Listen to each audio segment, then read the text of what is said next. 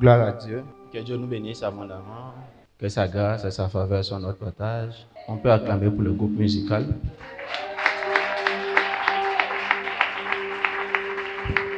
Je souhaite une joyeuse et glorieuse année à tous ceux que je n'ai pas encore vus. Que la grâce de Dieu soit notre partage à tous. Que sa faveur soit notre récompense cette année. Bonne arrivée à chacun de nous dans une année de récompense. Une année pendant laquelle la clé pour recevoir notre récompense est Osa. Et Osa signifie amour. Osa est tiré d'un passage, Deutéronome chapitre 11, à partir du verset 13. Amen. Je sais que Dieu nous donnera la force. Amen.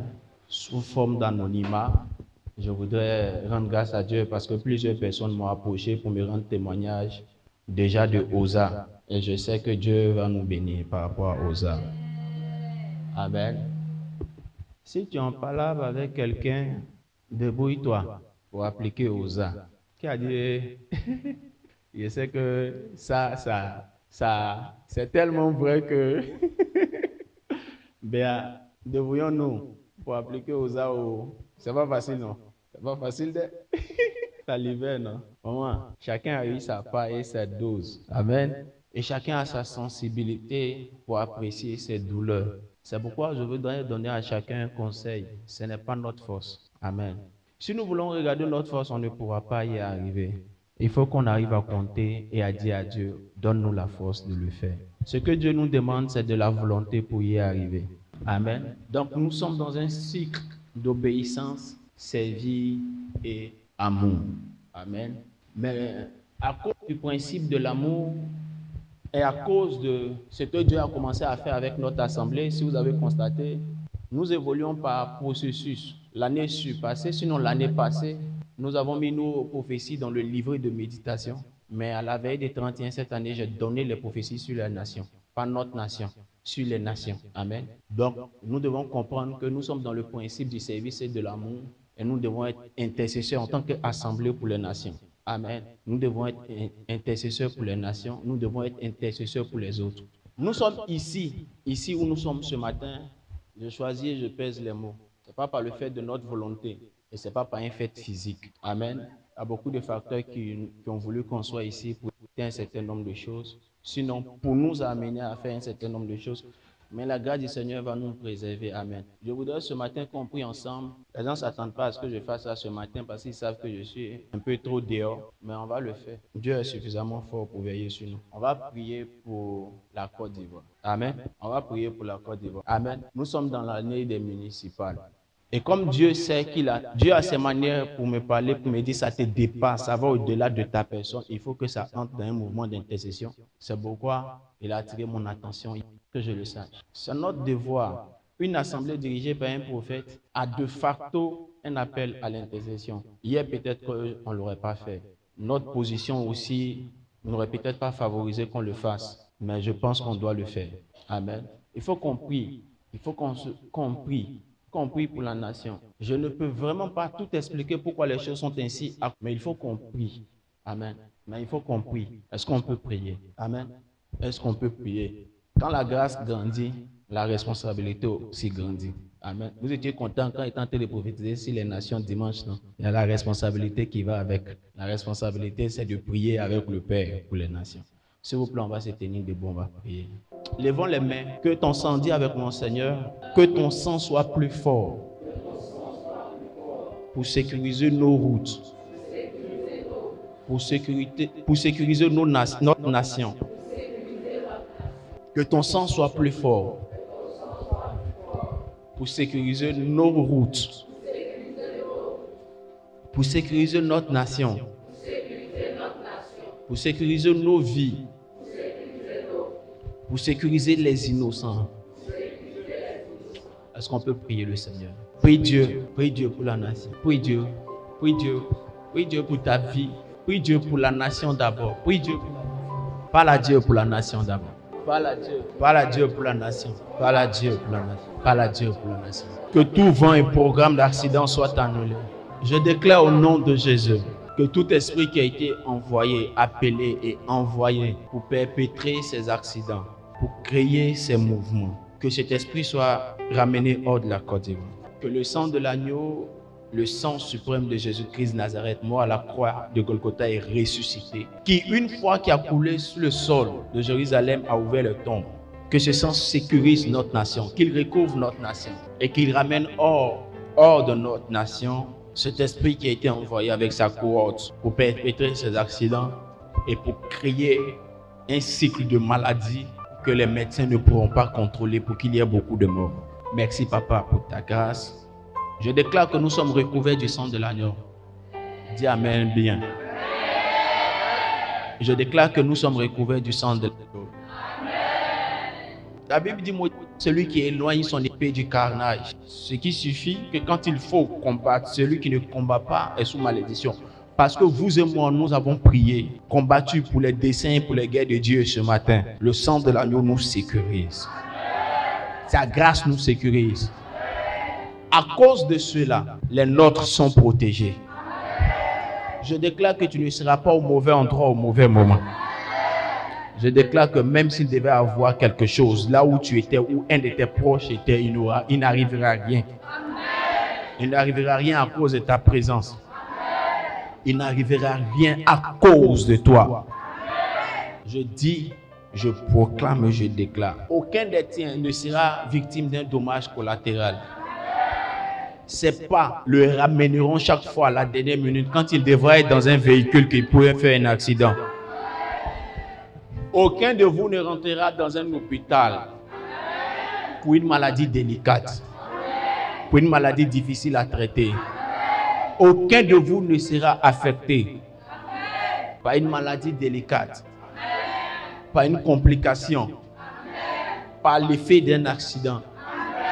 Aucun de vous ne sera sujet à une maladie dont on ne trouve pas l'origine, ou le traitement, ou même le nom. Je proclame et je déclare, la haute muraille de sécurité soit ton partage. La Bible dit, l'Éternel couvre son peuple. L'Éternel couvre ceux qui l'aiment. Sur la base de l'autorité de sa parole, sur laquelle il veille pour son accomplissement, je déclare que l'Éternel veille sur nous. La Bible dit, il ordonnera à ses anges de veiller sur nous afin que nos pieds ne heurtent aucune pierre. S'il ne peut pas permettre que nos pieds ne heurtent aucune pierre, il ne permettra pas qu'une voiture nous heurte. Il ne permettra pas que notre voiture heurte quelqu'un. Il ne permettra pas que le car scolaire dans lequel ton enfant sera heurte ou soit heurté au nom de Jésus. Il ne permettra pas que pendant que ton enfant ira à l'école, qu'il soit heurté, qu'il soit affecté par une maladie, qu'il soit contaminé par une maladie. Il ne permettra pas, je le déclare et je l'annonce, que ton fils, ta fille, soit contaminé par une maladie à l'école. Aucun de nos enfants ne sera affecté par une maladie qui pourrait créer une complication. Merci Père, parce que ta grâce veille sur nos vies, sur nos enfants, sur nos vies, sur nos familles, sur notre nation. Merci parce que ton sang nous recouvre, ton sang nous préserve. Jusqu'à ce que le mois de mars passe, aucune mauvaise nouvelle ne t'affectera. Tel que l'ombre est arrivée, qu'elle retourne. Ta famille est sécurisée à cause de ta prière de ce matin. La grâce de Dieu te recouvre à cause de ta prière ce matin. Sa force est ton partage à cause de ta prière de ce matin. Que Dieu nous bénisse abondamment. Parce qu'il vit, je n'ai rien à craindre. Sont assurés entre ses mains. Jésus tient ma vie pour ce temps et l'éternité. Je sais qu'il vit. Une fois encore, parce qu'il vit. Parce qu'il vit, je n'ai rien à craindre, mes lendemains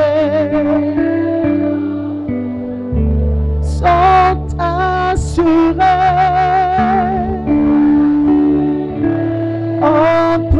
déclare pour toutes celles dont les époux sont hors d'Abidjan et qui régulièrement font des voyages pour venir retrouver leur famille, aucun accident ne sera leur partage. Peu importe l'endroit où ils sont, ils ne seront jamais pris entre les feux d'un coup d'État, entre les feux d'une agression.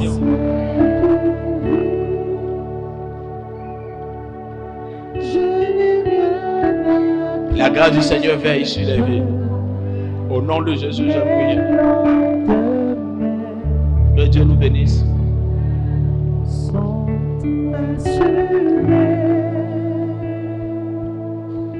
Entre ses mains,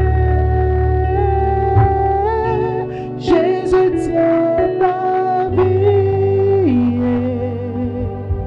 pour ce temps. Je prie et je proclame que la main de Dieu qui préserve la vie de tous les pasteurs de la communauté, préserve la vie de tous les serviteurs de Dieu de notre nation, préserve la vie de tous ceux qui sont porteurs du message de Dieu. Peu importe les doctrines, peu importe les groupes, peu importe les dénominations, peu importe les familles, tant que nous sommes le corps de Christ, nous prions, nous déclarons que la vie de tous les porte-voix du corps de Christ, que la vie de tous les messages de Dieu soit préservée au nom puissant de Jésus-Christ. Nous ne voulons pas que le sang des choisis de Dieu tombe. Ceux sur qui la main de Dieu s'est portée, qu'ils soient préservés. Je veux qu'on prie encore. Est-ce qu'on peut invoquer la grâce du Seigneur pour dire à Dieu, oh, une personne qui porte un col blanc. Le col blanc est le symbole de tous les messagers de Dieu, que ce soit orthodoxes, catholiques, protestants et évangéliques. Le col blanc est le symbole de ceux qui mettent leur tête au service de Dieu. Qu'aucun d'eux ne soit touché en cette année. Qu'aucun d'eux ne soit affecté en cette année. Et lui guère dans les cieux. Mais que les anges du Seigneur soient préservés. Prions ensemble le Seigneur. Parlons à Dieu. Parle à Dieu. Que l'église de Dieu et ses messagers soient préservés. Je refuse la mort dans le sein de ses prêtres. Je refuse ce syndrome de mort. J'appelle ta grâce. J'appelle ta grâce, Père. J'appelle ta grâce, Père. Prions le Seigneur. Parle à Dieu avec nous.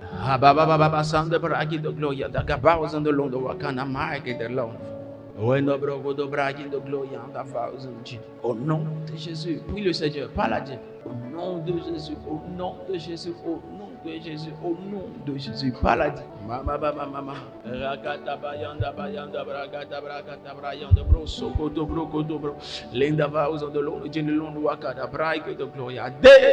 Tous les cols blancs de notre nation sont préservés au nom de Jésus.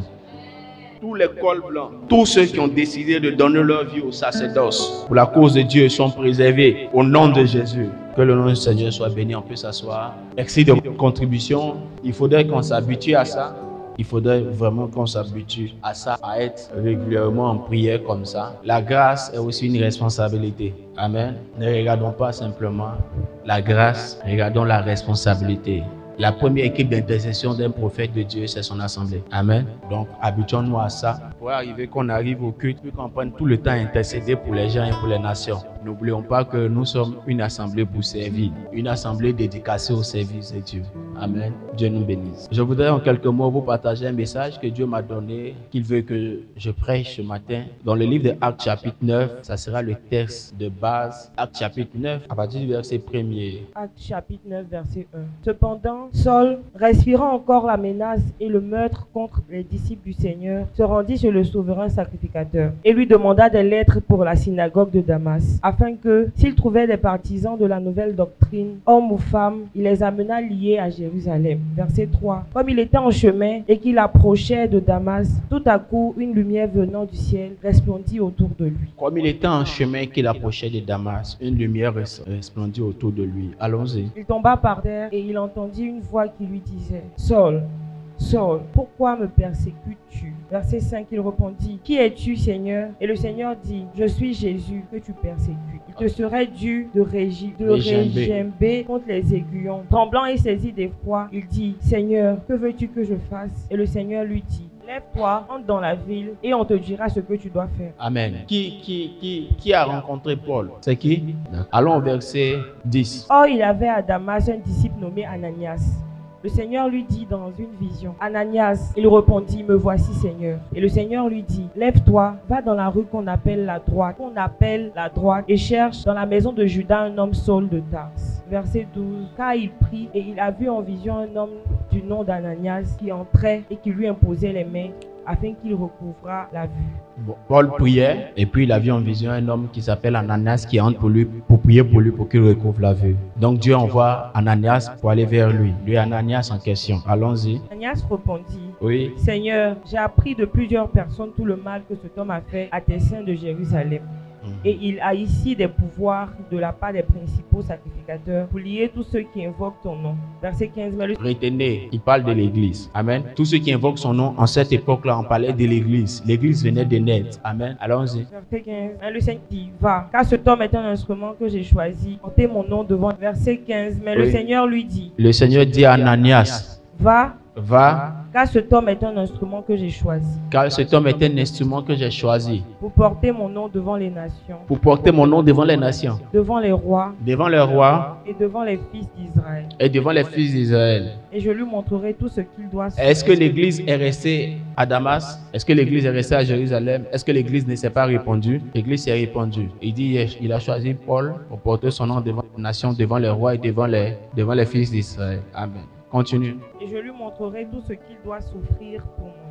Et je lui montrerai quoi? Tout ce qu'il doit souffrir pour moi. Amen. Merci. Dieu te bénisse. On peut s'asseoir. Je sais que c'est pas là que tu aurais aimé que la prédication s'arrête. Comment la prédication peut s'arrêter avec une phrase qui dit, je lui montrerai tout ce qu'il devra souffrir pour moi. Et c'est le verset 16. Et toute la pensée de la souffrance même est dans le verset comme ça un coup. Au moment où on parle de l'année de récompense comme ça, pourquoi on va venir parler de souffrance? Hein? Le pasteur ne peut pas commencer une prédication. Première année comme ça, premier dimanche de l'année, on commence la prédication en même temps. Son dernier verset de son texte parle de souffrance. J'ai dit avant de commencer, je vais vous donner un message que Dieu m'a donné. Est-ce qu'il a dit non? Voilà. Donc, je ne suis pas forcément responsable du choix du message. Voilà. Amen. Mais ne vous inquiétez pas. Je ne suis pas là pour vous parler de la souffrance inutile. Amen. Ce matin, je voudrais parler avec vous de 4 choses que nous devons ou 4 personnes que nous devons rencontrer cette année. Cette année, impérativement, tu dois rencontrer 4 personnes. 4 rencontres à faire cette année. Plus tôt tu feras ces rencontres, mieux ce sera pour toi. Ça sera pour toi un véritable avantage de faire ces rencontres au plus tôt. Amen. Il y a des rencontres qui boostent les vies.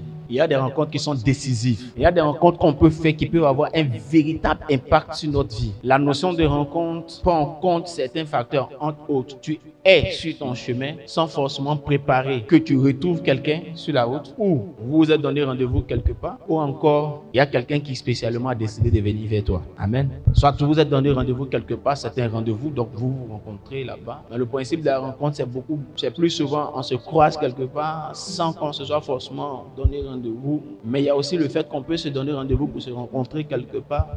Maintenant, il y a aussi le fait que quelqu'un ait décidé de venir vers toi. Amen. Je parle de 4 rencontres impératives à faire en 2023. Il y aura un avantage à faire ces rencontres. Et comme les rencontres peuvent façonner notre histoire, peuvent façonner notre vie, je prie que ce soit des rencontres qui façonnent ton histoire. Je prie que ce soit des rencontres qui façonnent ta vie. Je prie que ce soit des rencontres qui laissent un impact assez positif. Ou si vous voulez, vous pouvez dire qu'il laisse l'impact souhaité par Dieu sur toi. Amen. La première rencontre que je te souhaite d'avoir, c'est une rencontre avec la personne du Seigneur Jésus. Amen. Quelqu'un dira, j'ai déjà le Seigneur Jésus dans ma vie. C'est un fait. On peut avoir le Seigneur Jésus dans sa vie et puis avoir besoin de le rencontrer pour pouvoir aller à un autre niveau. Un jour, nous étions en plein programme ici à TMO et puis un orateur est arrivé et il est venu avec un invité, quelqu'un qui l'accompagnait. Et son invité qui l'accompagnait était aussi un prophète. Et le prophète qui était avec lui, qui était avec l'orateur, me voit et puis il me dit ceci. Est-ce que tu sais que tel pasteur a rencontré 2 fois en vision le Seigneur Jésus? Il dit, ah bon? D'accord. Il dit, est-ce que tu sais qu'il a rencontré aussi en vision telle personne, tel homme de Dieu qui a existé? Il dit, ah bon? D'accord. Et donc j'attendais la suite et puis il me regarde et puis il dit, comme toi. Et pourtant ces rencontres que j'ai eues en vision, je ne les avais partagées qu'à 3 personnes. Ma femme, est-ce que je vous en avais parlé? En ce moment, je leur en avais même pas parlé, les pasteurs. Donc il n'y avait que ma femme qui était informée. Donc je n'étais pas choqué obligé que quelqu'un sache ça. C'était juste une information qui devait, en fait, dans le monde spirituel, me confirmer que j'avais rencontré vraiment la personne que je voulais rencontrer. Quelqu'un disait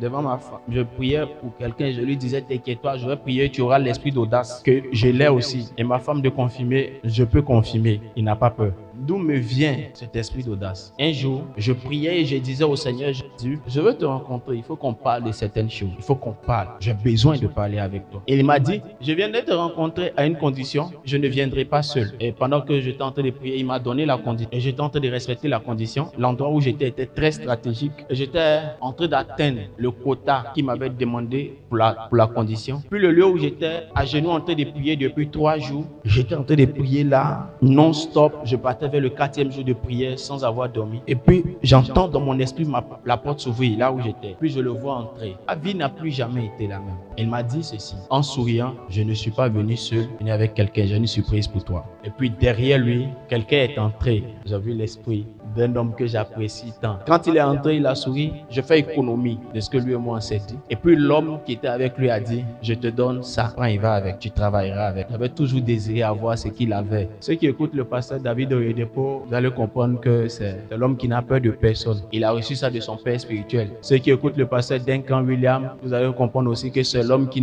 n'a peur de personne. Il a reçu ça de leur père spirituel. Ils ont le même père spirituel. Et c'est lui que j'ai rencontré. Quand je suis sorti de là, je ne sais pas d'où est venu mon audace. Je ne parle pas de gros cœur, c'est différent. Gros cœur, on va t'envoyer en prison, on va te tuer. Mais je parle de l'audace. Avoir rencontré le Seigneur Jésus a été la meilleure expérience de ma vie.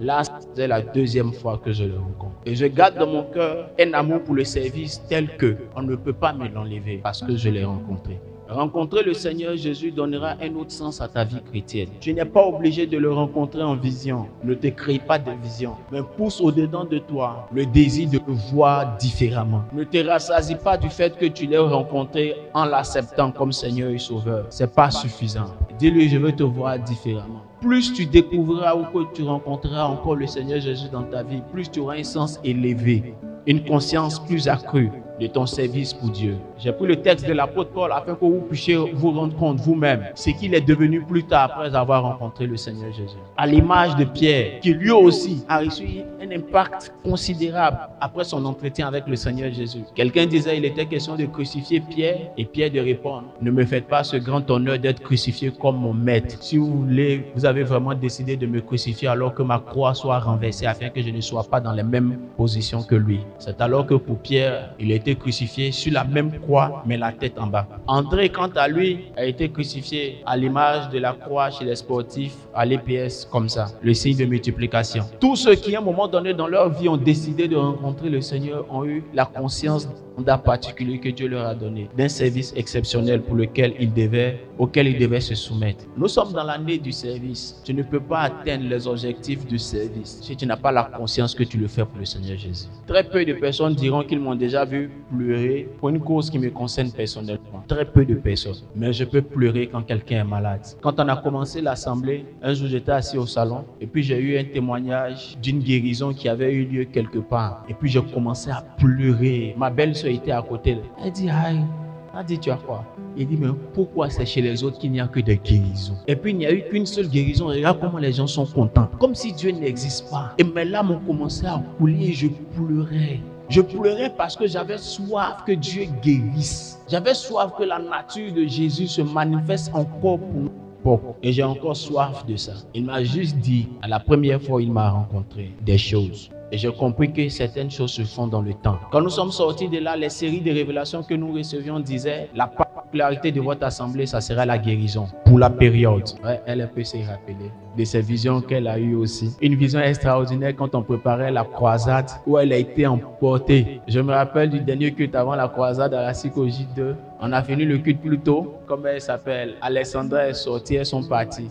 Quand elles sont descendues avant d'arriver au dernier palier en bas du rez-de-chaussée là-bas, paf, c'est revenu sur elles. Elles sont montées rapidement. Et moi, j'étais encore dans la salle. J'ai dit, ouvrez la salle maintenant. Sinon, elle va tomber sur la porte. Dès qu'on a ouvert, elle est tombée dans la salle. Il y a quoi? Elle dit, non, Dieu dit de revenir adorer. Et puis, on est resté encore dans la salle en train d'adorer. La guérison est notre portion et c'est le temps que cette promesse s'accomplisse pour nous. J'avais juste compris à l'époque que pour être plus efficace dans la guérison divine, il fallait avoir une équipe que Dieu avait élevée financièrement pour qu'on puisse aller partout, sans crainte ou bien sans être en train de chercher l'argent pour pouvoir aller à la croisade. Vous savez, l'onction est sur la vie de presque tous les hommes de Dieu qui décident de chercher la face du Seigneur.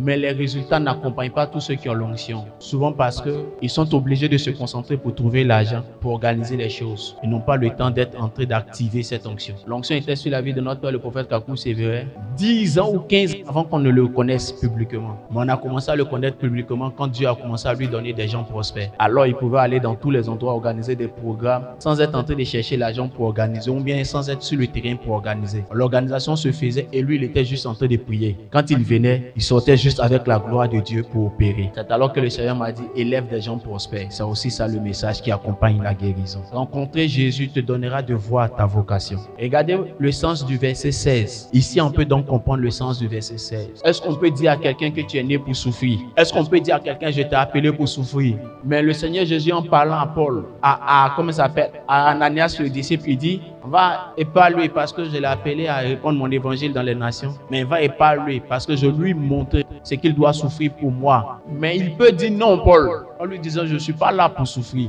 Mais il sait que Paul ne peut plus dire non parce que quiconque a rencontré le Seigneur a tué sa volonté pour porter sa volonté. Quiconque a rencontré le Seigneur a tué sa volonté pour transporter et pour laisser vivre la volonté de Dieu au travers de lui. As-tu des difficultés à élever le niveau de ton service? Demande-lui juste une empreinte. Je ne reviendrai pas forcément sur ce témoignage, mais il peut être utile aujourd'hui encore. Pour ceux qui étaient ici avec nous, la première série d'activités pour la délivrance de la ville, je crois que la chair était ici. Non, le trône était là, c'est ça? Le trône, le chandelier, les fouilles étaient là. Oh, pasteur Yathieu et son équipe étaient là. Le trône était là, c'est ça? Vous avez pu voir ma mère venir ce jour, elle était sous perfusion la veille. Même le même jour, elle était sous perfusion. Elle a enlevé la perfusion. Elle a dit à son mari, je dois être à ce programme-là. Pourquoi? Parce que dans la nuit du programme, elle a eu une vision. On était dans un certain endroit qu'elle ne connaissait pas. Et elle a vu une source d'eau nouvelle jaillir de cet endroit. Et quand elle est arrivée, tout affaiblie, elle regarde l'endroit et puis elle me dit, c'est ici, j'étais hier en vision. C'est pourquoi je suis venu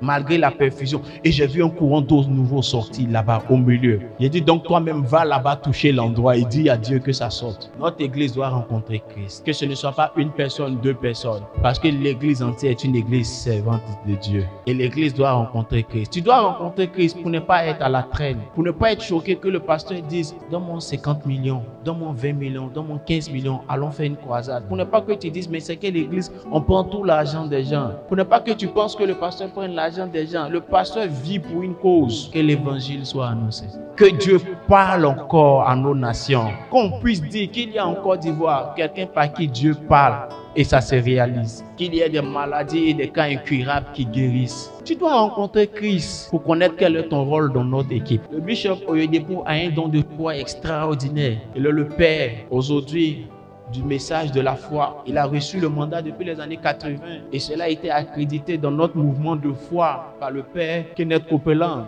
qui lui a donné officiellement, il lui a dit, fils, continue le relais. Il dit, malgré que moi j'ai un don de foi, malgré que je pense que la maladie n'est pas l'apanage du frère en Christ, je pense qu'il y a des personnes qui n'ont pas le même palier de foi que moi. C'est pourquoi quand je peux, je paye les ordonnances de certaines personnes. À cause de ce que j'ai rencontré Christ, j'ai soif que nous soyons suffisamment prospères pour que quand on a fini de prier pour certaines personnes, quand on n'a pas suffisamment de foi pour guérir maintenant, qu'on puisse payer leur ordonnance. Tu ne peux pas le rencontrer et puis avoir le même palier de service. C'est pourquoi tous ceux qui l'ont rencontré ont souvent été incompris parce qu'ils n'ont pas le même palier d'analyse que les autres, parce qu'ils n'ont pas le même standard de jugement que les autres. J'ai soif, mais j'ai soif d'une soif que peut-être beaucoup ne comprennent pas ou ne comprendront peut-être pas s'ils n'ont pas aussi rencontré. J'ai soif d'une soif pour laquelle je pourrais être considéré comme étant un fou ou comme étant un inconscient ou un insouciant. Cependant, j'ai soif. Et souvent, il y a des soifs qui ne peuvent pas s'expliquer. J'ai soif. Peut-être que c'est la soif qu'il a eue pour laquelle on lui a donné le vin aigre. J'ai soif. Et je sais aussi que Christ a soif.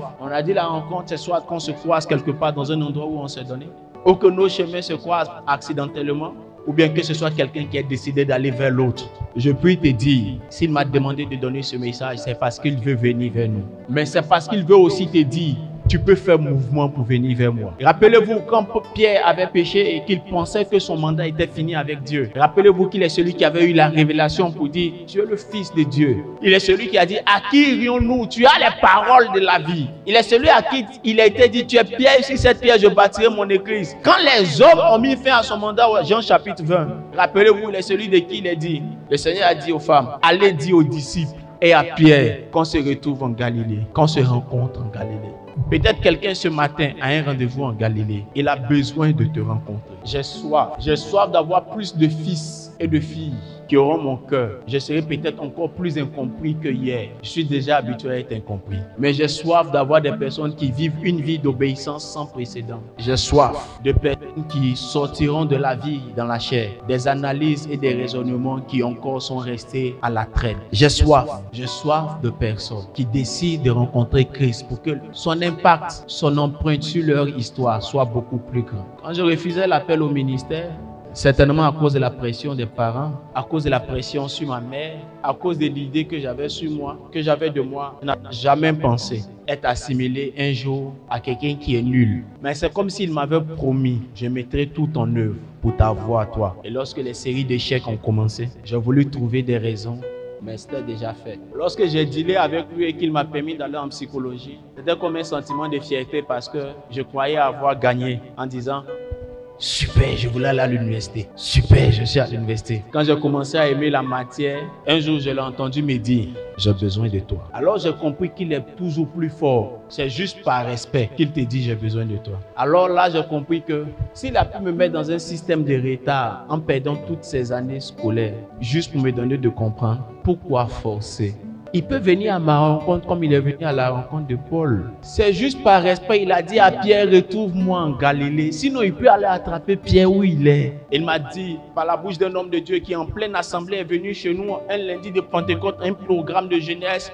Je pense que c'était en 2002, 2003. Toi, je vois qu'il y a l'appel de Dieu sur ta vie. Je lui ai dit, devant tout le monde, je finirai mes études. C'est pas ça ma priorité. Devant tout le monde, l'homme de Dieu m'a regardé dans les yeux aussi devant tout le monde. Il dit, tu poursuivras tes études et tes études te poursuivront. Il peut te prendre à n'importe quel moment. Et quand j'ai décidé de me laisser aller par lui, emporté par lui, encore ce matin, je pouvais entendre dans mon oreille un père de notre communauté, c'est-à-dire quelqu'un qui est de beaucoup d'années mon aîné dans la foi et même dans le ministère, qui pouvait me dire ceci, ce matin-là encore au téléphone. Tu sais quoi, prophète? Il dit non, grand. Il dit, tu es une bénédiction pour moi. Chaque fois que j'écoute un de tes messages, ça m'inspire. Je vais venir connaître chez toi, je vais passer régulièrement pour que tu puisses m'aider. Il n'y a rien qu'il prendra dans ta main qu'il ne te redonnera pas plus tard. Nous avons souvent mal interprété la notion de souffrir pour lui. C'est pourquoi souvent nous avons été réticents à le rencontrer. Mais tu dois le rencontrer. Tu dois le rencontrer. Tu dois le rencontrer, Christelle. Tu dois le rencontrer. Le rencontrer t'imposera certainement quelque chose, mais imposera aussi quelque chose dans ton cœur.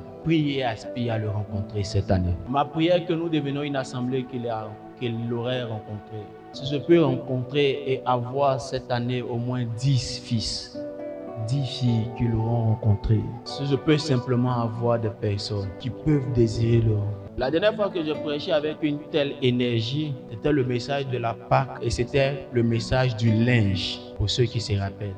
Le rencontrer te donnera la force et la volonté de même souffrir pour lui. Le rencontrer te donnera la volonté de souffrir. On prie pour le réveil, on demande des réveils. Le réveil s'éteint plus vite quand il n'y a pas suffisamment de personnes qui l'ont rencontré. Le rencontrer imprimera dans ton cœur ses volontés à la place de ta volonté, ses désirs à la place de tes désirs, sa passion. Deuxième rencontre que nous devons faire cette année, nous devons prier et nous devons rencontrer l'esprit de la parole. Nous devons rencontrer la parole. Ézéchiel chapitre 2 verset 2 dit, on peut lire, pour ne pas que je paraphrase, sinon pour paraphraser je dirais, quand je l'ai entendu, l'esprit entra en moi et me donna de me tenir sur mes pieds. Mais on peut lire. Dès qu'il me adressait ces mots, l'esprit entra en moi et me fit tenir sur mes pieds. Dès qu'il m'eut adressé ces mots, l'esprit entra en moi et me donna de me tenir sur mes pieds. Et j'entendis celui qui me parlait. C'est pourquoi je parle de rencontre, rencontrer la parole. Écoutez, le verset, il est profond. Il dit, dès qu'il m'eut adressé ces mots, et à la fin, il dit, et j'ai entendu celui qui me parlait. Mais à quel moment il a entendu celui qui lui parlait? Je t'adresse des paroles. Tu m'entends pas? Mais lui, il dit, quand je lui ai adressé les paroles, il a fallu que l'Esprit entre en lui pour qu'il puisse entendre celui qui lui parlait. Pourtant, si je t'adresse des mots, peut-être qu'il y a un mur qui fait que tu n'entends pas. Peut-être que tu sens que je te parle, mais le son ne parvient pas. Peut-être que c'est loin, mais tu sais que c'est à toi que je m'adresse, mais tu ne perçois pas. Mais il dit, il y a eu quelque chose pour qu'il puisse entendre. Il dit, dès qu'il m'eut adressé ces mots, l'Esprit entra en moi et j'ai pu me tenir sur mes pieds et j'ai entendu celui qui me parlait. Peut-être qu'il cherchait à pouvoir marcher, il n'arrivait pas à marcher. Peut-être qu'il était encore au stade de faire 4 pattes où il avait à peine la force de s'asseoir. Peut-être qu'il était encore bébé. Il fallait qu'il rencontre l'Esprit de la parole pour atteindre le niveau de maturité qu'il faut pour pouvoir se tenir sur ses pieds, pour pouvoir mieux comprendre ce qui lui était dit. Parce que je voudrais bien assimiler ça à un enfant. L'enfant sait que papa lui parle, maman lui parle, mais l'enfant ne comprend pas. Mais plus l'enfant commence à comprendre, plus on met l'esprit en lui. Parce que l'esprit se construit et on construit l'esprit dans l'enfant par l'éducation. Alors il commence à acquérir de la maturité, il commence à marcher, il commence à faire les pas et il comprend mieux ce qu'on lui dit. Il comprend mieux les réprimandes, il comprend mieux la volonté de ses parents. Rencontrer l'esprit et la parole, l'esprit de la parole te donnera d'acquérir une nette maturité. Est-ce que tu veux vraiment vivre une vie d'obéissance? Rencontre l'esprit de la parole. Rencontre la parole. Il n'y a pas de palier d'obéissance élevé sans maturité. Il n'y a pas de maturité sans avoir rencontré la parole. Si à ce stade, il existe encore des choses avec lesquelles tu peux lutter avec Dieu, c'est juste dû à ton niveau de compréhension ou de maturité avec Dieu. Et Paul pouvait se plaindre à ses disciples en leur disant, vous êtes encore au lait, vous qui devez être maintenant à l'art des maîtres dans la compréhension des choses. Vous qui ne devez plus être au niveau de 4 pattes ou d'être assis, mais d'être en train de marcher ou même de courir. Mais parce que vous n'avez pas encore rencontré l'esprit de la parole, vous êtes encore... Qu'est-ce que Paul était en train de dire? Il était en train de dire, vous n'avez pas encore rencontré ce qui va vous faire évoluer. Il dit, vous qui devez être au niveau de la nourriture solide, vous êtes encore... Qu'est-ce que Paul dit? Paul dit, il y a une rencontre singulière à faire. Genèse 11, Genèse 12, Dieu appelle Abraham.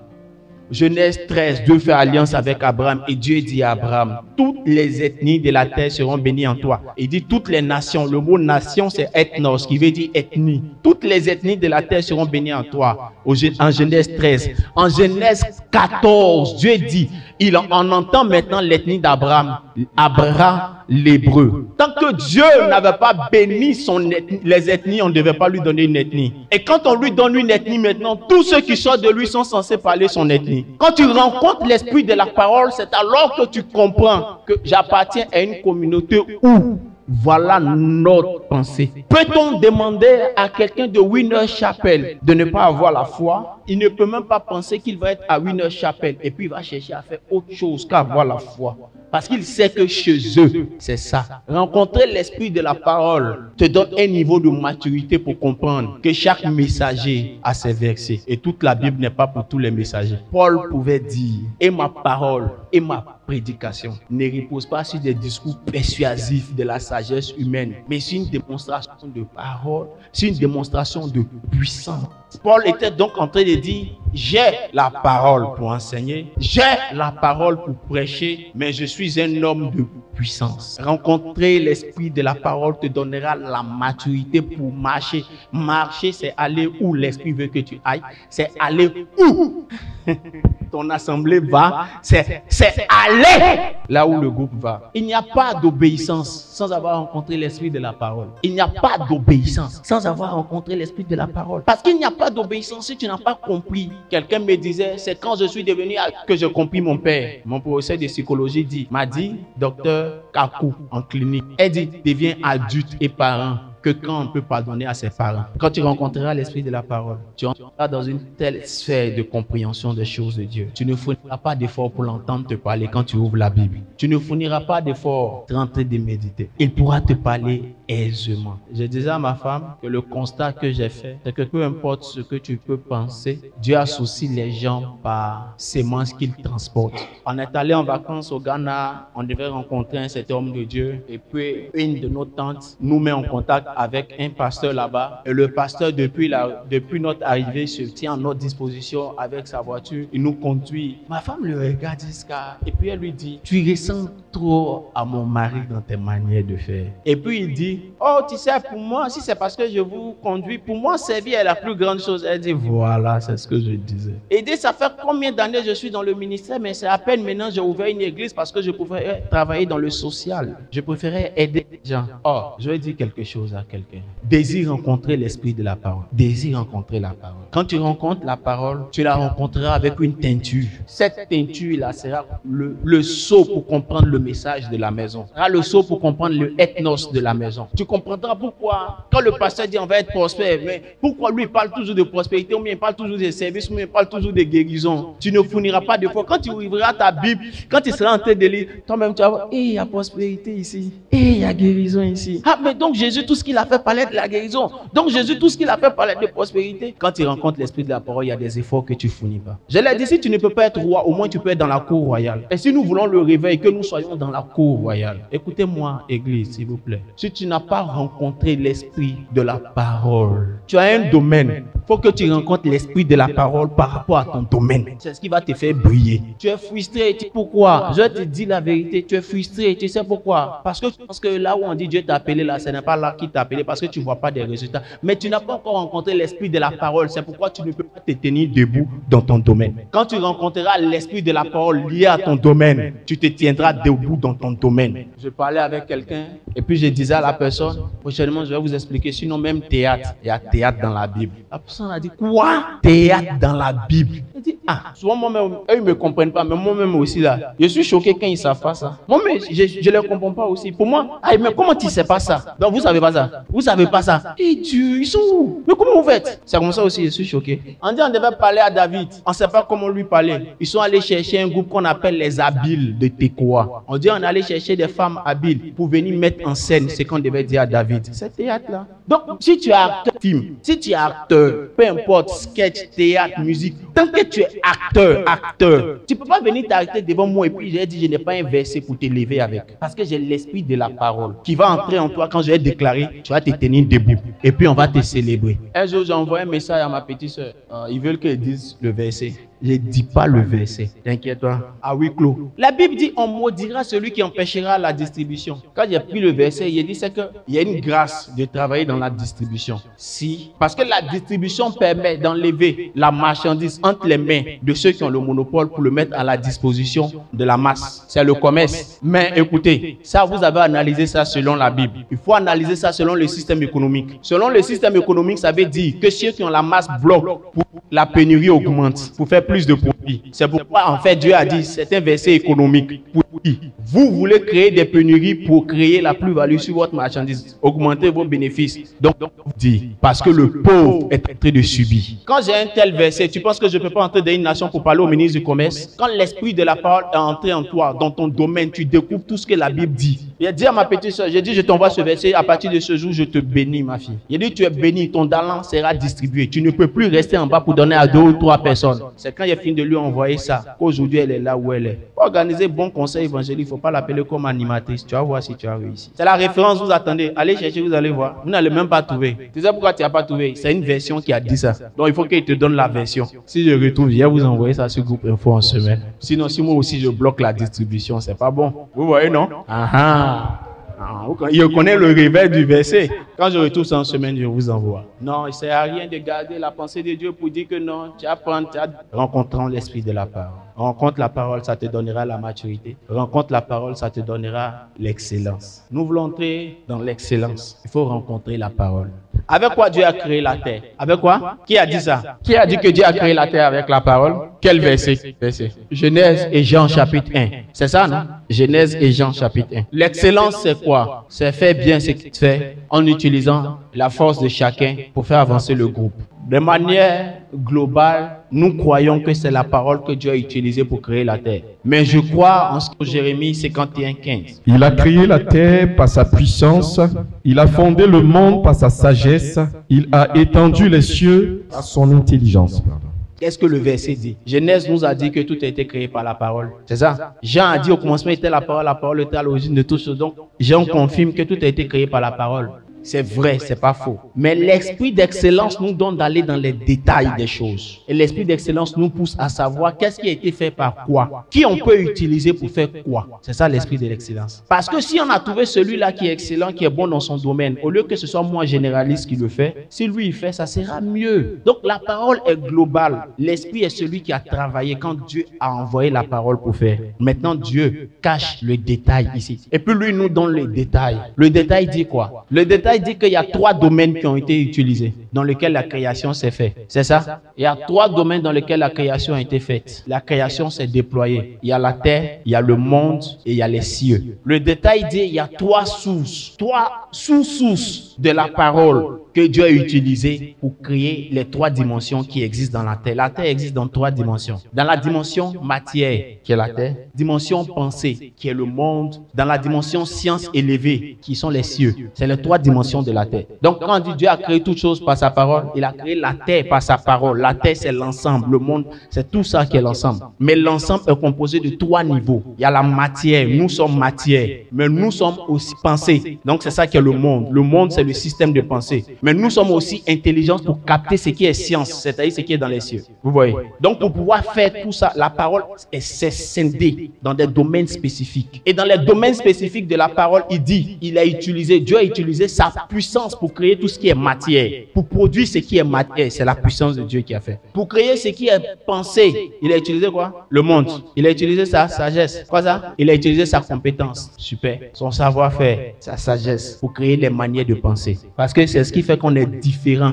Et puis il finit pour dire, il a utilisé son quoi? Pour créer tout ce qui est cieux. C'est pourquoi je t'ai dit, quand tu rencontres l'esprit de la parole, ça te donne l'excellence. Il y a des choses que tu fais mieux parce que tu as compris que Dieu l'a fait ainsi. Quelqu'un peut lever la main avec moi et dire au Seigneur, peux-tu me permettre de te rencontrer? Peux-tu me permettre de rencontrer ta personne, Jésus? Peux-tu me permettre de rencontrer ton esprit, l'esprit de la parole? Peux-tu me permettre cette année de me focaliser pour te croiser au nom de Jésus? Amen. Ton esprit sera attaché à un niveau de service quand tu rencontreras le Seigneur Jésus. Et ta maturité sera évidente quand tu rencontreras sa parole. Rencontrer la parole te donne la maturité, l'excellence et l'autorité. Tu peux noter l'autorité, je ne l'avais pas dit. Dis avec moi maturité, excellence, autorité. Maintenant, on va renverser pour faire un acrostiche. Dis autorité, maturité, excellence me viennent de la parole. Autorité, maturité, excellence, ça donne quoi? C'est pourquoi la parole a la capacité de transformer l'âme des gens. C'est pourquoi la Bible dit concernant la parole, elle est comme une épée à double tranchant, capable de